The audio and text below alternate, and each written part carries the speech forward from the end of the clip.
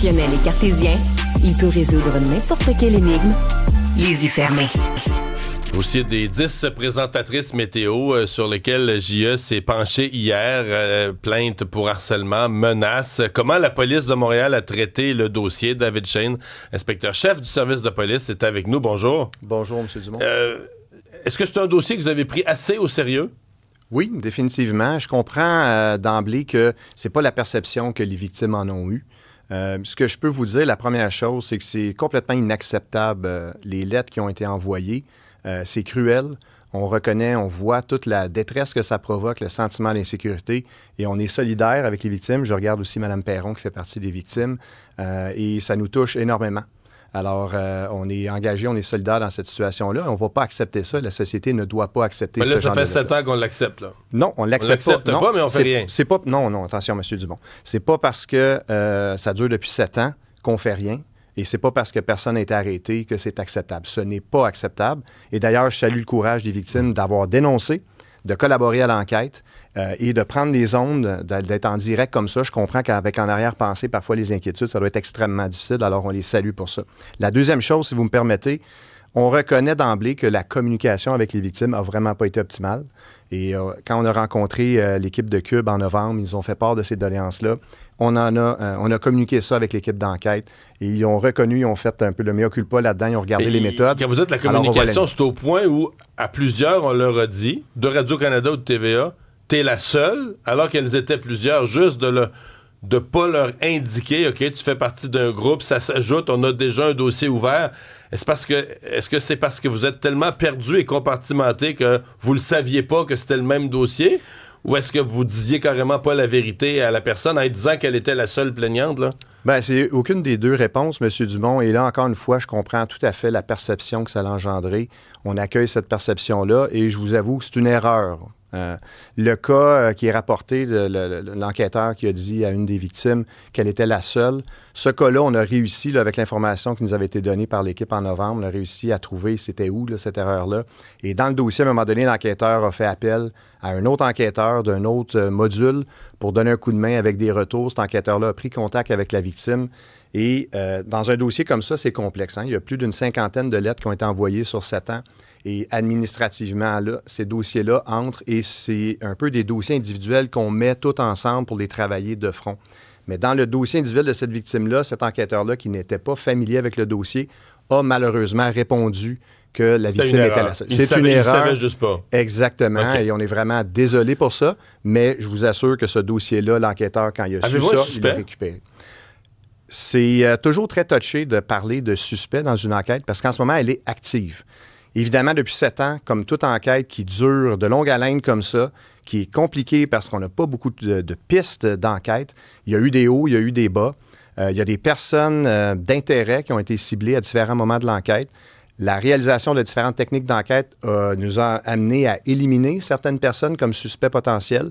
Il y en a d'autres qui demeurent toujours des suspects. Mais et on poursuit. Semble-t-il que sur une des lettres, il y a eu un test d'ADN. Ça, c'est exact? Absolument. Ça fait, je vous dirais, même depuis 2021 qu'on est avec le laboratoire de sciences judiciaires de médecine légale dans le dossier. Il y a eu différentes expertises qui ont été réalisées. Encore une fois, attention.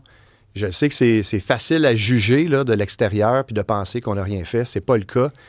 Mais les enquêtes criminelles, là, c'est pas comme dans une série policière. C'est beaucoup plus compliqué qu'on pense.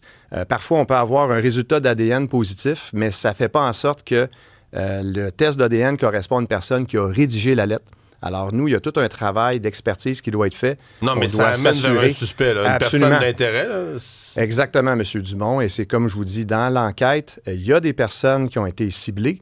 On a réalisé des techniques d'enquête pour confirmer est-ce qu'ils sont derrière le fait d'avoir écrit, est-ce qu'ils ont malencontreusement touché des papiers, des enveloppes, etc., ce qui fait qu'un profil d'ADN a été déposé. Alors, dans les cas, jusqu'à date, il y a des personnes qui ont été écartées. Ça me permet de vous dire, bon, écoutez, ça dépend toujours de la perception, là. L'enquête progresse, l'enquête est active, il n'y a jamais eu de cul-de-sac là-dedans, mais il y a eu des hauts et des bas, bien entendu, sur 7 ans. Il y a eu des périodes d'accalmie, par exemple, pendant la pandémie. Il y a eu d'autres moments où, avec les victimes, là, on a reçu un lot de lettres, mais il y a beaucoup d'expertise. Vous comprenez, une 50aine de lettres là, pour le laboratoire, ça crée un goulot d'étranglement également. Quand on reçoit les retours de ces expertises-là, on met en place d'autres techniques. Le code postal d'expédition, là, parce que, bon, la personne, ce que je comprends, c'est que la plupart des lettres ont été envoyées du même secteur. Ça vous... ça prouve pas. La personne pourrait habiter ailleurs puis aller les poster là, mais quand même, la probabilité, c'est qu'on poste dans une boîte plus près de chez soi. Oui, puis M. Dumont, encore une fois, puis tu sais, vraiment, on est de tout cœur avec les victimes, là, puis j'espère qu'ils nous écoutent aujourd'hui. Nous, on ne lâchera pas. On va mettre toutes les techniques d'enquête possibles on va les réaliser, ces techniques d'enquête-là. Mais encore là, il faut faire attention à conclure trop rapidement. Il faut faire attention à ce que je dis aujourd'hui parce que la personne derrière ces lettres-là, je suis convaincu qu'elle nous écoute. Puis elle analyse tout ce que je dis, puis elle va se demander est-ce qu'ils sont sur ma piste ou pas. Alors, je suis ici devant vous aujourd'hui parce que je crois que les victimes, il faut leur redonner confiance à notre enquête, à notre système. C'est pour ça qu'on est là. C'est pour ça qu'on reconnaît nos torts. Pour répondre à votre question du code postal, si vous me permettez, je ne veux pas parler trop précisément, je vais prendre un recul, mais de façon générale, dans une enquête criminelle, il faut faire attention parce que ce n'est pas automatique. Le code qui punch, là, comme on dit en bon québécois, sur l'enveloppe, des fois, c'est le centre de tri. Alors, je sais qu'hier, à l'émission, on parlait de Ville-Saint-Laurent. Mais Ville-Saint-Laurent, c'est aussi la ville où il y a un gros centre de tri de Poste Canada. Alors, c'est pas dans tous les cas, absolument, c'est pas dans tous les cas qu'on peut conclure. Ça serait bien heureux de notre part, mais on n'est pas capable de conclure directement. Vous êtes conscient que dans la population, il y a quand même un sentiment que là, c'est important, vous êtes ici un matin, vous avez contacté les victimes de la dernière semaine parce que là, c'est la panique au service des communications. JE fait une émission là-dessus. Mais ça laisse cette impression. Puis là, c'est des présentatrices météo qui ont accès à des postes de TV, Radio-Canada, TVA. Puis là, le JE fait une émission. Ça donne un peu l'impression que le simple citoyen qui a pas de voix, pas de porte-voix, pas proche des médias, puis tout ça... que son enquête, des fois, passe en dessous de la pile, puis personne s'en occupe, et que là, dans le fond, si JE avait pas fait quelque chose, peut-être que ça serait... Il y a ce sentiment-là, là, que là, c'est devenu important, parce que là vous êtes sur le feu des projecteurs. Je comprends tout à fait cette perception-là, et je la reconnais. Cependant, je vais vous parler de ce dossier-là. On s'est pas mis en action parce que JE faisait une émission. Vous l'étiez déjà? On l'était déjà.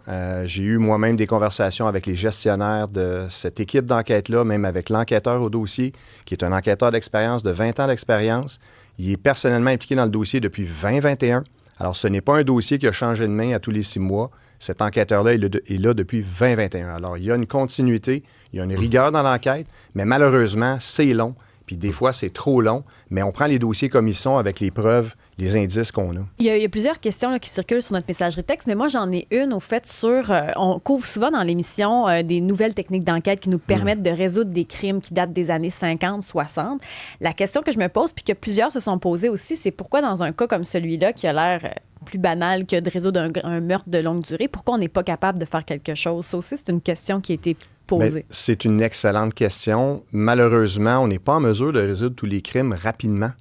Il y a des crimes qui prennent 1 heure, vous le voyez. Je pense qu'à toutes les semaines, nos policiers font des arrestations, je veux dire live, là, suivant un crime, parce que la façon que le dossier se présente, la présence de témoins. Il y a d'autres cas qui soient banals ou même on parle de meurtres non résolus souvent, qui peuvent prendre des décennies avant d'être réglés.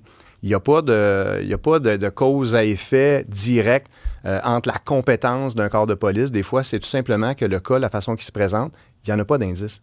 Dans des cas comme celui-ci, on a une lettre qui parvient par la poste. Il n'y a pas beaucoup d'indices à part la lettre en soi. Si la lettre n'est pas accompagnée par des courriels, des messages, si la personne ne vient pas se présenter. Par exemple, si la personne s'était présentée ici à TVA, avait déposé une lettre, peut-être qu'on aurait pu avoir des caméras. Tu sais, c'est ce genre d'éléments-là qui font qu'une enquête va aller plus ou moins vite. Mais une chose que je peux vous dire, Mme Perron, au service de police de la Ville de Montréal, on est un grand service de police. On a accès à toutes les techniques d'enquête inimaginables. Et je vous garantis, dans votre dossier, dans celle de vos collègues, on ne va pas baisser les bras, puis on est engagé à mener cette enquête-là jusqu'au bout. Il y a Maxime aussi qui dit, il y a toutes sortes de raisons dont vous expliquez, mais lui, son point, c'est, mais il me semble que les victimes ont été mal accompagnées là-dedans. Bien, c'est là où est-ce que nous, on prend le blâme de ça. On a bien écouté ce qui a été dit. En fait, on avait eu la rencontre avec l'équipe de JE, comme je vous dis, à début novembre. À ce moment-là, on a communiqué avec l'équipe, qui ont fait leur propre mea culpa. Puis, tu sais, on n'a pas ici à donner 12 000 excuses. En fait, c'est qu'on dit, bon, effectivement, on aurait pu faire mieux, mais en même temps, c'est un dossier qui est complexe. Il y a plusieurs victimes. Des fois, il y a des interlocuteurs, des intermédiaires. Tu sais, on travaille beaucoup, par exemple, avec la sécurité pour la récupération des lettres. Des fois, on prend des choses pour acquis, mais là, on revient à la base. Vous avez été contacté, selon ce qu'on me dit, dans les dernières semaines. Alors là, on va ramener ça one-on-one, comme on dit, avec les victimes. En même temps, si vous permettez, quand il n'y a pas de fait saillant ou quand il n'y a pas quelque chose qui sort dans l'enquête de majeur, on n'a pas l'habitude d'appeler régulièrement. Alors là, ce dossier-là, malheureusement, il dure trop longtemps. On voudrait pouvoir le régler demain matin. Alors, on ne veut pas non plus appeler les victimes à toutes les semaines ou à tous les mois, parce qu'il y a certaines victimes, à un moment donné, qui passent à autre chose. Et là, quand ils reçoivent un appel d'enquêteur, ça génère de l'anxiété. Alors, il y a des choses qu'on a malheureusement pris pour acquis, mais on vous a entendu et on s'engage là, à donner un meilleur service. David Schoen, inspecteur-chef de la police de Montréal, merci d'avoir été avec nous. C'est un plaisir. Au revoir.